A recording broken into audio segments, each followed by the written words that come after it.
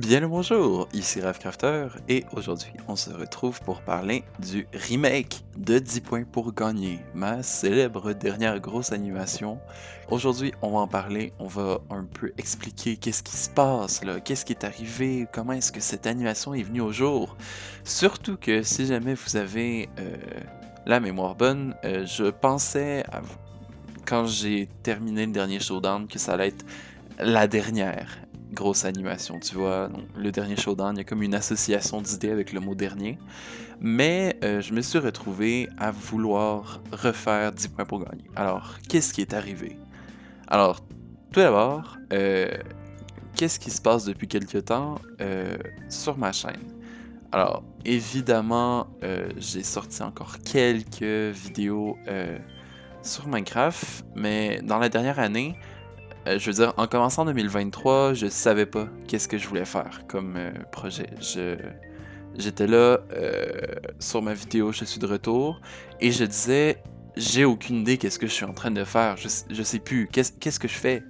Mais ensuite de ça, est venue ma phase d'animation Valorant, donc qui a étonnamment bien marché. Tu sais. On en a fait des animations Valorant, et j'ai vraiment apprécié ce petit segment-là d'animation. Tu sais, j'ai pu prendre de l'expansion dans mon répertoire. J'ai même fait des animations pour d'autres personnes. J'ai été rémunéré, donc tu vois, la grosse affaire. Mais ça a fini un peu par se calmer, puis je m'ennuyais un peu de Minecraft. Donc j'ai aussi fait du Lego, et là je me suis dit, qu'est-ce que je peux faire? Et c'est là que je me suis souvenu à quel point j'appréciais 10 points pour gagner. Pas forcément pour la réalisation, mais pour l'idée, qui est une des meilleures animations, je trouve, que j'ai pu faire dans ma vie. 10 points pour gagner, c'est vraiment la vie. Et donc, je me suis dit, mais attends, ça serait vraiment cool si jamais je refaisais quelques segments. Donc, on prend un clip de 10 secondes et je vais juste refaire l'animation avec la nouvelle éclairage, peut-être à la limite un nouveau décor. Je vais sûrement prendre les mêmes personnages, ça va vraiment être simple, pas compliqué. Donc, c'est ça que j'avais en tête. Et en voulant faire ça, je me suis rendu compte que c'était quand même assez compliqué de prendre autant de temps pour faire si peu. Donc j'ai commencé à me demander, est-ce que ça serait possible de refaire un projet, de refaire un gros projet? Et la réponse était oui, j'étais capable. Donc vraiment, j'ai toujours trouvé que 10 points pour gagner, c'était une belle animation, comme j'ai dit, mais qu'il manquait d'engouement dans l'animation, que c'était pas assez bien réalisé, que les blagues n'étaient pas assez fortes. Je pense que Kozotich à l'époque avait laissé un commentaire ou d'autres. Mais en tout cas, on voyait que l'idée était bonne, c'était rigolo, mais ça aurait pu être encore meilleur. Et donc, aussi en me rappelant que Sharpwin avait commenté lui aussi, donc c'était un gros projet à l'époque, et je me suis dit que ça serait vraiment intéressant de le refaire. Donc, on va fermer ça. On a le résultat final, on va en parler. Donc, 10 points pour gagner. Comment est-ce que je m'y suis pris? Alors, j'ai commencé par vouloir écrire un script. Donc, j'ai repris l'ancien script que j'ai copié-collé. Et ensuite, je suis repassé sur tous les dialogues. Et j'ai un peu modifié les événements, mais j'ai aussi tout réécrit pour que ça ait un nouveau style. Donc, on avait encore des personnages de la première animation. Donc, par exemple, il y avait encore Soskill qui disait Je t'aime Bertha. Et comme personnage, on avait Bertha. Baboon avait été remplacé par Raph. Et on avait encore Crazy Kozo. Donc, je voulais pas redemander à Crazy Kozo forcément de faire des doublages. Donc, je me suis dit que j'allais réutiliser toutes leurs voice clips de la première version. Surtout qu'ils m'avaient fait plusieurs versions de leur voix. Donc, j'avais au pire juste besoin de reprendre une autre version de leur doublage. Comme ça allait faire un peu nouveau. Mais on va revenir plus tard, ça a changé. Et finalement, Moumou, qui était toute seule. Donc, ça changeait quasiment pas le casting, mais j'allais avoir du contrôle avec Jackie, Bertha, moi et Moumou. On allait être beaucoup de personnages à pouvoir changer les doublages, et Crazy Kozo aurait juste besoin de redire les mêmes affaires. Donc, c'est avec ça que j'ai commencé à avancer. C'est assez similaire à la version finale, c'est juste que les personnages par exemple, il y a la même scène que dans l'animation originale. Je prends celle-là. Pourquoi? Et moi, je reprends celle-là. Tu vois, donc, J'étais tout le temps en train de reformater un peu pour que ça soit nouveau, mais en même temps, j'étais un peu pris au piège avec les personnages qui étaient avec leur vieux doublage. Et comme j'ai dit, j'avais pas vraiment envie de redemander à Kozo et Crazy parce que, tu vois, ils sont occupés dans la vie et c'est quand même des gros projets, ça demande du temps, des efforts, donc j'ai voulu y aller plus simple. Mais j'ai fini par me dire, quand j'ai terminé l'animation, que ça serait mieux si j'avais un contrôle total et que j'avais pas besoin d'aller chercher des gens en ligne. Parce que quand je demande à des gens de faire des doublages, évidemment, vu qu'ils sont plus loin, c'est difficile de faire une bonne direction artistique. Alors que par exemple, quand que Jas doit faire ses doublages, ben, je suis à côté d'elle. Donc si jamais il y a un truc qui va pas, je lui dis non, je corrige et ensuite on le refait live. Donc c'est beaucoup plus direct, c'est plus simple. Et donc, c'est là que j'en suis venu à remplacer le casting. Donc, on arrive avec la version finale qui se trouve cette fois-ci à avoir Bertha, Raph, ensuite Sister Minnie et Moumou et Mouf. Donc, Mouf, on l'avait vu dans Les Secrets de Mirafale. Aussi, elle aurait apparu dans mon intro, je pense. Elle était dans quelques intros, mais vraiment, c'est un personnage que pas beaucoup de gens ont connu. Donc, j'ai eu la chance de pouvoir enfin la mettre en valeur dans cette animation-là. Donc, c'est ainsi que j'ai pu modifier les événements pour que ça soit mieux. Donc, j'ai pu apporter des mises à jour. Il y a aussi des trucs que j'ai enlevés. Donc, par exemple, dans la version initiale, je me rappelle que mon personnage, il disait beaucoup swing là, qui est quelque chose que je dis beaucoup dans la vraie vie. Et donc, je trouvais ça drôle, je voulais le mettre. Mais finalement, en changeant le script, j'ai aussi modifié le personnage de Raph. Parce que dans cette animation-ci, je me dis que tant qu'à le faire bien, je voulais vraiment m'assurer que les personnages aient des personnalités distinctes. Donc, par exemple, Jackie, il essaie d'avoir le contrôle, mais il y a un peu de la misère. Mais il est calme quand même au travers du chaos, tu vois. Donc, il y a une personnalité comme ça. Bertha est comme toujours. Bertha, donc elle est gentille, elle est simple. Oui, elle fait exploser à plusieurs fois la scène, mais elle est quand même douce, tu vois. Et aussi, elle est plus expressive que par le passé, donc c'est vraiment là-dessus que je suis allé. Raph, je voulais au début qu'il soit un peu plus tyrannique, tu vois. Il vient chercher le trouble, il vient picosser dans la plaie, tu vois. Il est là pour un peu mettre le chaos, mais finalement, j'en suis venu à plus en faire un joueur qui est là pour s'amuser, taquiner Jackie. Ensuite, Sister Minnie, elle a dû remplacer Kozo et Crazy. Et j'en suis arrivé à décider qu'elle allait être un peu plus sainte, un peu plus spirituelle. Donc je trouve ça assez drôle. Donc tout ce qu'elle dit est tout le temps sur un autre niveau, tu vois. Et j'ai pris son nom à ce personnage-là d'un chat sur TikTok qui s'appelle Sister Minnie.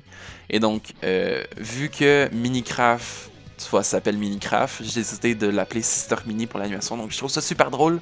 Et vu que Sister Minnie sur TikTok, dans le fond, son personnage, le chat, c'est comme une sœur, elle a un hijab, etc. Donc, j'ai décidé de faire en sorte que ça allait être une sœur dans l'animation, donc je trouve ça vraiment drôle, c'est un de mes meilleurs coups.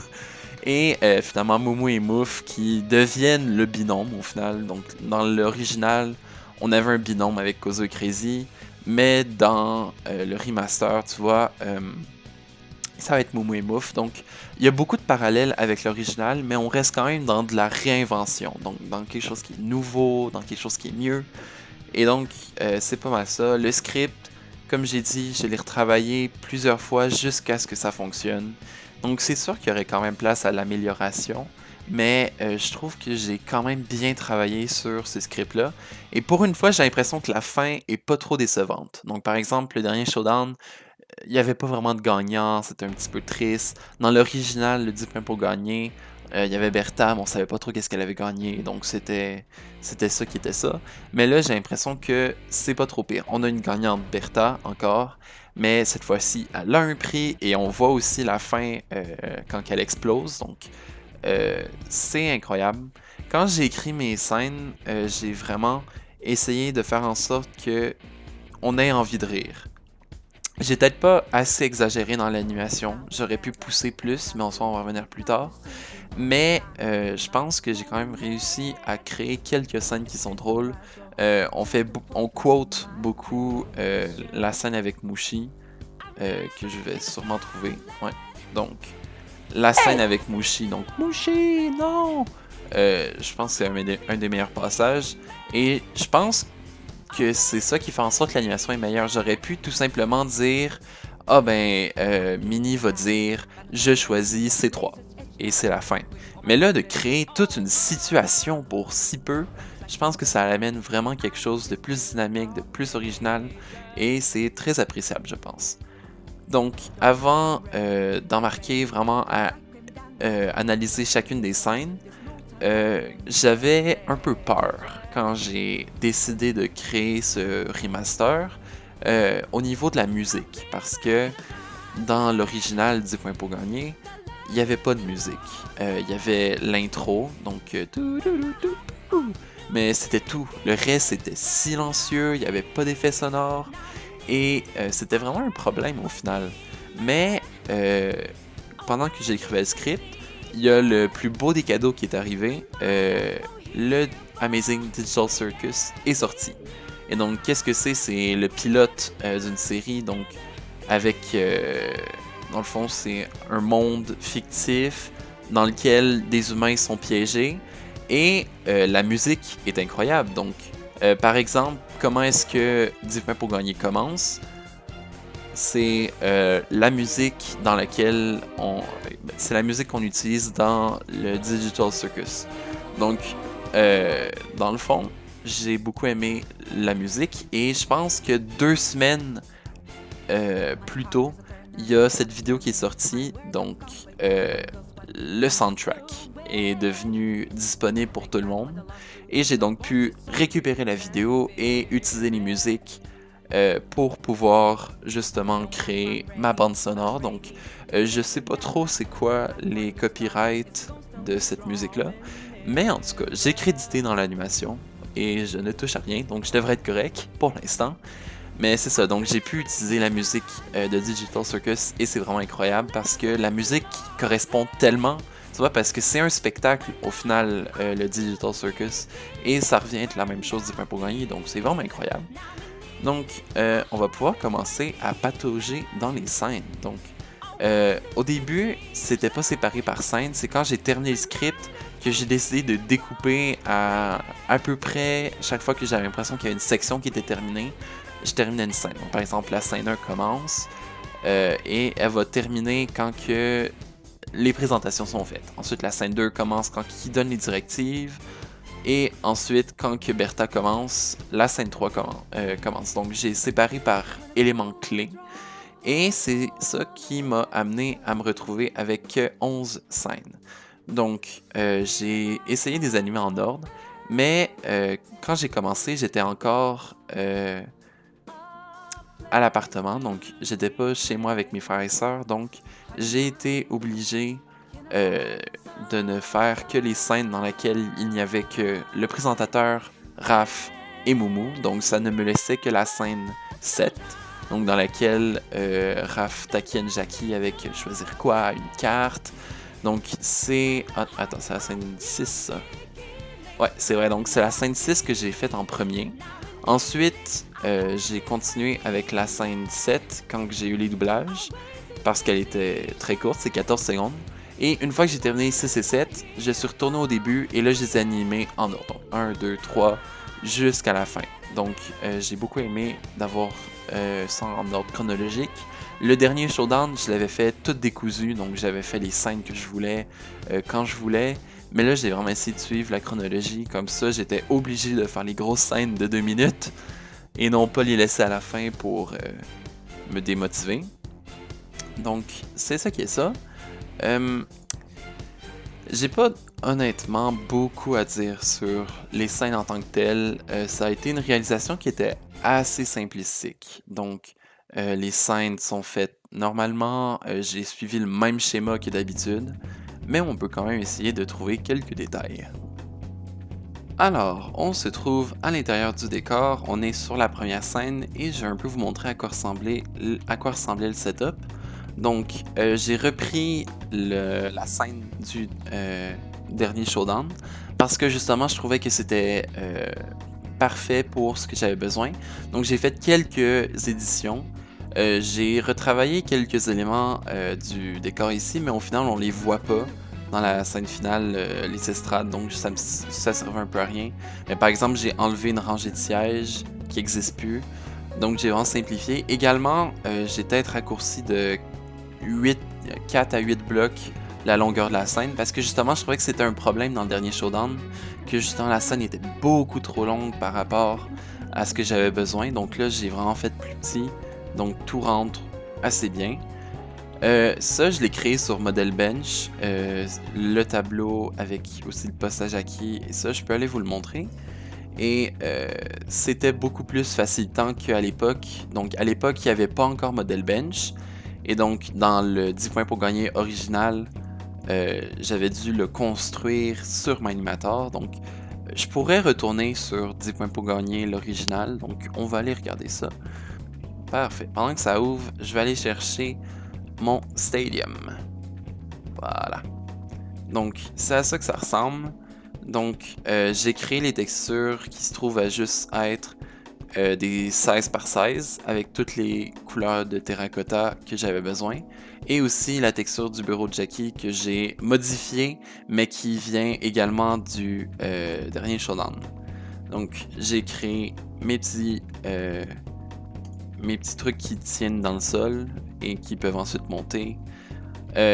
J'ai essayé de suivre un peu le modèle de la première fois, mais cette fois-ci, j'ai essayé de le faire un peu différent quand même, et aussi plus grand. Donc, dans l'original, par exemple, tous les personnages étaient accroupis et très collés. Donc, Kozo et Crazy étaient tellement serrés dans l'original, et ça, c'est parce que j'avais modelé avant d'essayer avec les personnages. Donc, c'est ça que ça donnait, des personnages qui sont beaucoup trop serrés et qui se retrouvaient évidemment avec des bras qui se croisent à l'intérieur, des mains qui sortent. Et donc, c'était plus compliqué. Également, je m'étais pas donné beaucoup de chance avec l'original parce que les spectateurs étaient constamment dans le décor et donc il fallait constamment animer les spectateurs, ce qui faisait en sorte que j'avais pas vraiment voulu les animer très très fort. Donc on les voyait bouger un peu la tête, peut-être ceux-là qu'on voit un peu plus. Mais c'est ça, c'était des mouvements très simples. Et je voulais pas animer des personnages de la même manière que j'ai pu faire pour ça ou les auditions. Et je voulais pas non plus faire comme le dernier Showdown, j'avais pas envie de refaire des plans. Donc ce que j'ai fait, c'est que je n'ai pas animé de figurants ou de spectateurs pour cette animation-là. Mais en tout cas, c'est à ça que ça ressemblait dans l'animation originale. Donc quelque chose d'assez quand même bien pour l'époque, donc je m'étais quand même bien débrouillé. Mais c'est justement ça. Toutes les textures, c'était des trucs qui étaient séparés et ça faisait énormément bugger le projet. Parce que, évidemment, il y a beaucoup d'items, donc je suis sûr que je peux aller trouver tous les items. Donc, par exemple, il y a 392 petits carrés bleus comme ça. Donc, évidemment que quand on accumule tout ça, ça fait beaucoup laguer les projets. Donc, en faisant comme ça, ensuite, tout ce que j'avais à faire, c'est l'importer. Et il y aurait eu beaucoup moins de lag. Et si jamais j'avais besoin de modifier un truc, c'est tellement facile modifier des trucs avec Model Bench que je m'en suis facilement sorti. Donc par exemple, on a besoin d'agrandir ça. Sur Minimator, il faudrait refaire un item en entier, mais là on a juste besoin de l'agrandir comme on veut. Donc c'est vraiment un magnifique outil que j'ai beaucoup aimé utiliser. Donc, si jamais on retourne sur notre 10 points pour gagner remaster, on n'a plus besoin de voir ça. Comme j'ai dit, c'était très simple, très basique, mais j'ai apporté quelques modifications. Donc, par exemple, toutes les postes sont séparés, alors que dans le remaster, tout est collé ensemble. Également, quand j'ai écrit le script, je me demandais comment est-ce que j'allais faire pour que les personnages choisissent les cartes. Dans ma tête, je me suis dit au début, ils vont encore descendre dans le sol et sortir dans le sol et choisir. Mais ensuite, je me suis dit que c'était vraiment inutile et obsolète. Donc, j'en suis venu avec ma technique du ABC et 1, 2, 3, 4, 5. Donc, tout ce que les personnages ont à faire dans cette animation-là, c'est nommer une lettre et un chiffre. Donc, c'est vraiment merveilleux. Les cartes, j'ai beaucoup aimé les faire. En fait, tout a tellement été sympathique à faire parce que j'ai redonné beaucoup de charme à justement tout ce qu'il y avait dans l'animation originale. Donc voilà mes magnifiques cartes. Il y en a que j'ai créées mais qu'au final on peut pas utiliser. On n'utilise pas dans l'animation. Donc c'est ça qui est ça. On a toutes nos belles cartes de là. J'ai créé quelques objets ici pour remplir le décor pour pas que Jackie se sente trop seul. Et niveau éclairage, j'ai mis un spotlight pour chaque personnage. Et ils ont tous un peu une teinte qui fait comme leur poste. Donc par exemple, ça c'est bleu, rouge, vert, jaune. Aussi, j'ai une lumière qui éclaire l'ensemble des sujets. Ensuite, j'en ai deux qui éclairent Jackie, une qui éclaire par en haut et une qui éclaire les cartes. Donc c'est vraiment un éclairage simplistique mais ça répondait à mes besoins pour l'animation. J'aurais quand même apprécié d'utiliser le Subsurface Properties, donc j'aurais voulu mettre un radius, mais vu qu'ils sont dos à un mur, je pouvais pas vraiment mettre de lumière derrière pour créer des effets plus compliqués, donc l'éclairage est toutefois assez simple, mais reste quand même sympathique. J'ai pas vraiment grand chose honnêtement à raconter sur l'animation, autre le fait que plus que l'animation avançait, moins j'avais envie d'animer les bras de Moumou. Donc les Moumous ont eu des mains pour cette animation aussi. J'ai d'ailleurs refait leur modèle. Donc maintenant, à la place d'être du 4x4, c'est 3 pixels par 4 pixels. Et aussi la tête est plus petite et les yeux ont changé, etc. Donc Moumou, le rig original, avait vraiment de la misère. Il était devenu assez obsolète, et quand il est venu le temps de le remplacer, je me suis demandé comment est-ce que j'allais faire, et j'en suis venu avec ce design-là, qui fait en sorte que maintenant, on a vraiment l'impression que c'est une coquille, donc je suis très content pour eux. J'ai utilisé une forme qui faisait plus coquille, avec des trous, etc.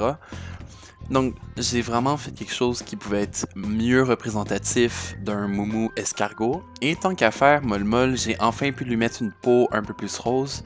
Et j'ai simplifié son design avec tout simplement des cils. Donc, je pense que j'ai une intro justement dans laquelle on voyait Mouf. Et le truc avec elle, c'est que pour la distinguer, ce que j'avais fait, c'est que j'avais utilisé un chapeau et aussi elle avait un vêtement. Donc elle était vraiment pactée en design.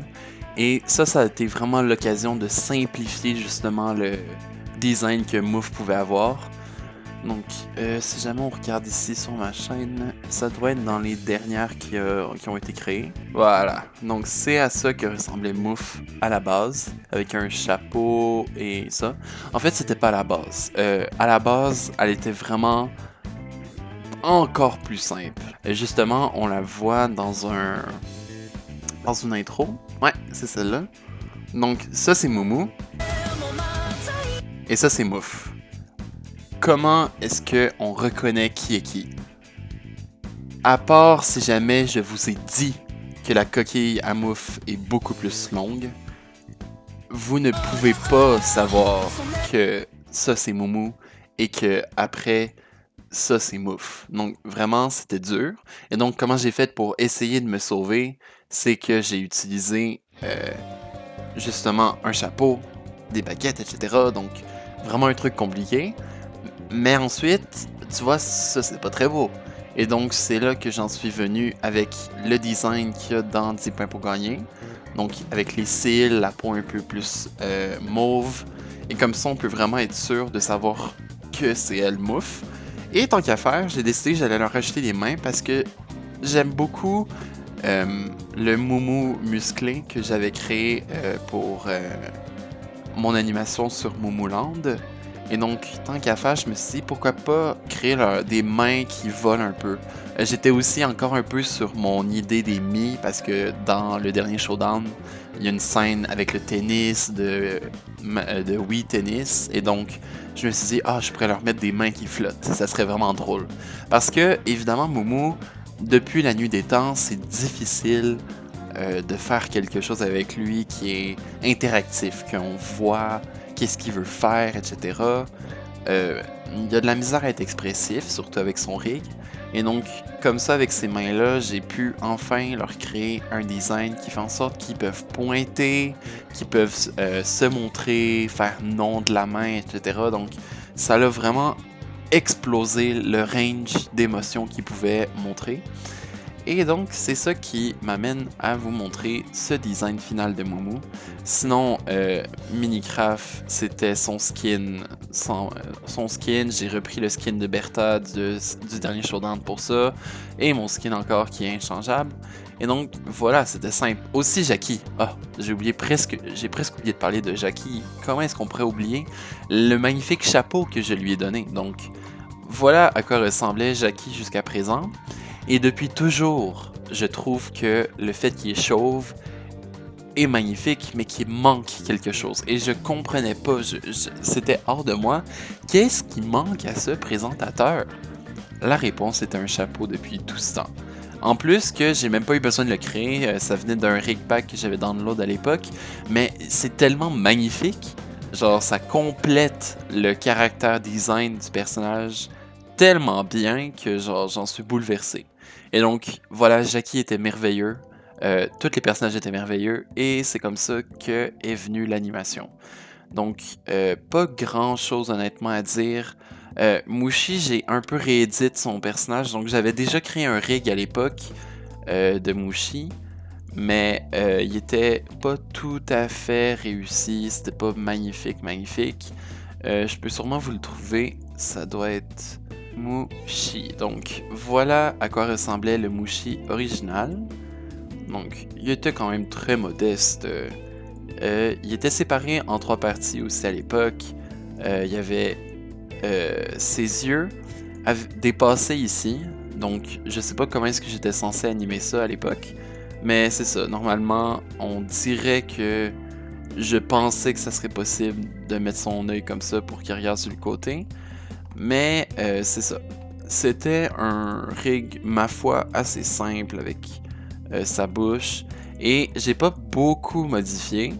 Mais ce que j'ai apporté au rig est quand même important, je trouve, pour vraiment performer avec. Donc, je vais vous montrer tout ça.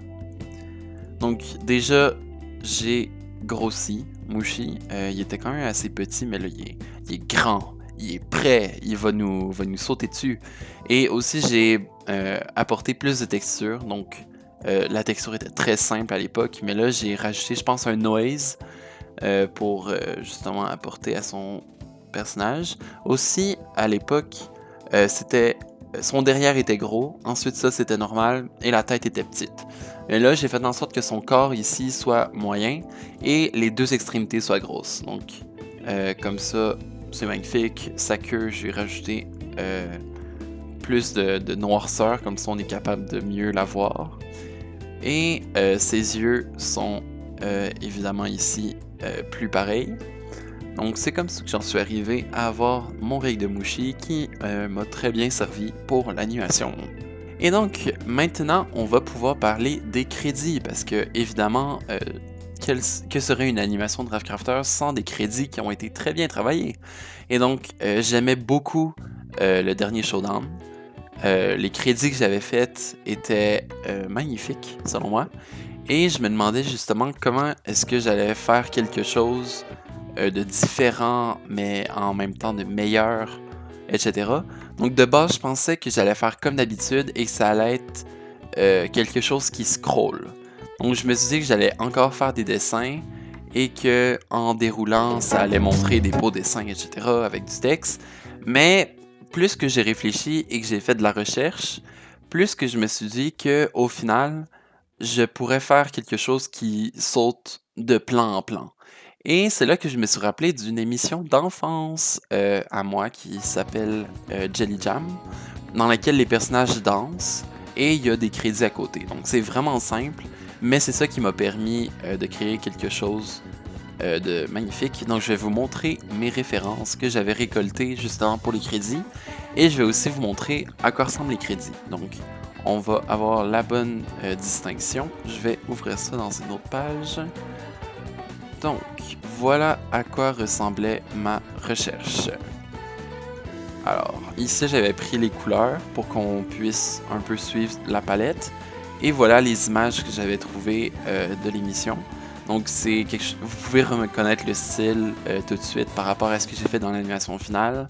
Donc un personnage qui danse, ensuite l'élément où est-ce qu'il y a de la... là où est-ce qu'il y a les crédits. Et c'est souvent relié par, hop, un petit dessin avec des objets pour ajouter au design. Donc il y avait tout le temps des petits objets qui représentaient le personnage. Et aussi j'ai essayé de trouver d'autres affaires. J'ai vraiment essayé fort de trouver des crédits de films d'animation pour me donner de l'inspiration. Et ça m'a servi. Vous pouvez aussi remarquer ça. Ça vient de Kung Fu Panda, je pense. Et ça l'a servi pour un des plans. Donc, justement, celui-là. Donc, comment je fonctionnais? Ça, je pense que c'est les versions finales. Ce que je faisais, c'est que j'avais le devant. Donc, j'ai une texture de devant. Ensuite, j'ai une texture avec les éléments centrales. Donc, par exemple, ici, c'est les flèches. Ici, c'est les ronds noirs. Ici, c'est les bandes foncées.